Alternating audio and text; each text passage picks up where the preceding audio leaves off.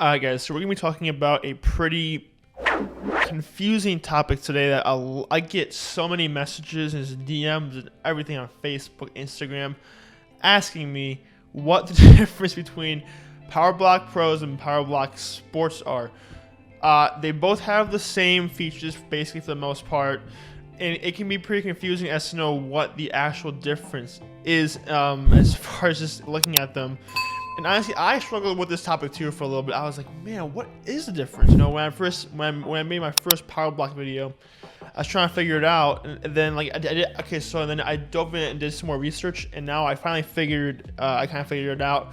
But if I leave anything out, just let me know. But you know, I analyzed the charts, the differences, did a lot of research on it, and basically for the most part, it's just the look of it and the quality of it. So it's kind of like that newest model of the iPhone or Android, better quality, just better overall, just features and stuff.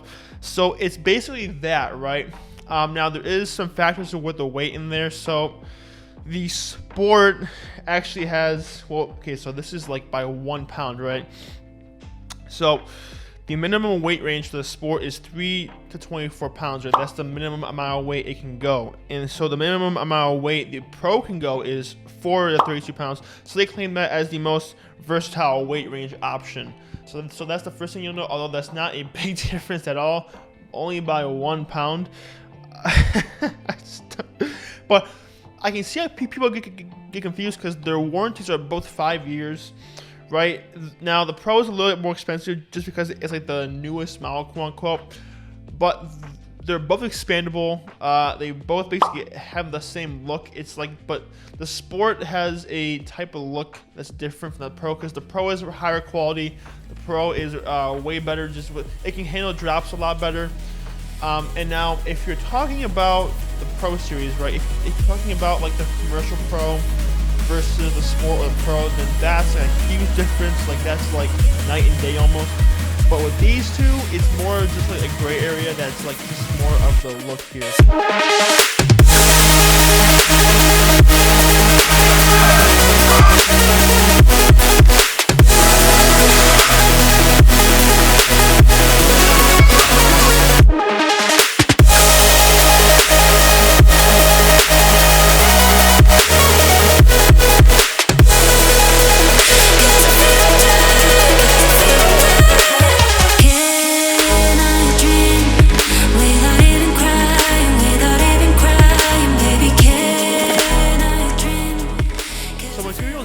Sport is actually just all steel, right?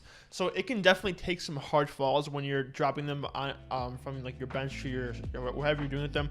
It can take a pretty big fall. I have the commercial Pro series. They're actually right behind the camera there, and these. So the material used on those are urethane over steel, so it's a stronger material. I don't know if I pronounced that right, but if I did, then you know, all the chemists out there, let me know. But so basically, the commercial Pro series takes a bunch. It can take way more damage as far as drops goes. I've actually dropped them several times, like I said in my past videos of Powerblocks, and they've stuck together very, very well. I have no complaints with them. I have nothing to complain about.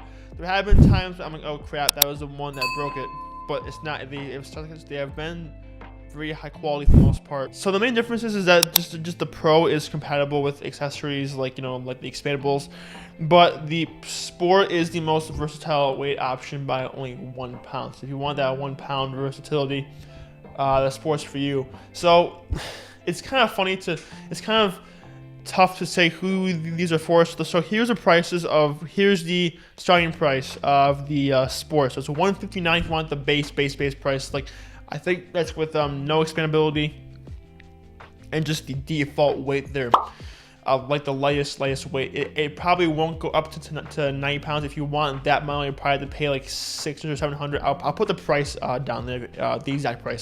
And then the starting price for the Pro series, just because it's newer, it is $329. If you want the 90 pounds, you're probably gonna have to pay a little more, like 90 pounds. So just like with any other high quality product, right? Like if you're buying a pair of Nike shorts over Lululemon shorts, right? The Lululemon shorts are gonna last longer, but they're more expensive. So this is kind of what you're paying for. You're paying for more for quality. Like I said though, with other models, there are other major differences besides quality. Like just the weight options. And guys, if you want me to make more videos on that, let me know. There's just like a night and day with other models, but with these two, no, kind of the same. Well, they look the same, and I don't have the sports series, but from what I've seen and from what I've seen in store, they look the same and they almost feel the same, right? But it's still a huge difference. Now, I'm not saying that it's like a oh my gosh, it's so different, like you have to get the pro of the sport. No, man, it's just the pro is for a person who wants their dumbbells to last longer, right? They want them to last longer. They want them to last years and years and years. Now, I'm not saying the sport won't do that, okay? The sport can also do that. It's just there's a higher risk of them breaking from a fall, or just like you're dropping them on the floor or something like that. So that's basically what you're paying for. That extra money for is the durability, and just the materials used for it and the feel of it as well. Now, that's basically what the main difference is on it. There can be like slight differences, like, oh, the handle is a little bit more to the right side or to the left side, or the waist stacks are a little shaped a little bit different. But that doesn't really matter. What matters is that the durability, the price, and what you want, and the warranties and everything, and the weight options and expandability of the dumbbells. By the way, expandability means is that you can, however much weight you can add onto the dumbbell. So if you buy like the set that goes up to 60 pounds, right, you can add on another set of 90 pounds on there from a separate set. I don't know if I can put an image on there or not, but I'll try and do that. But that's basically what the main differences are. If you want to see a comparison, you can just go on powerblocks.com, go to like the Pro Series and scroll down, and you can compare all the models with like each other. So it's pretty cool. But I don't know how long this video went. It's probably a shorter one than I usually do. But that's all I got for this video. If you enjoyed, make sure to like, comment, share, and subscribe. If you guys enjoy the format and content of this video and want me to make more power block comparison videos, because I know this is a topic that isn't really answered or on YouTube at all, make sure to like and subscribe. But guys, make sure to catch you to yourself and stay safe, guys. I'll see you guys in the next video.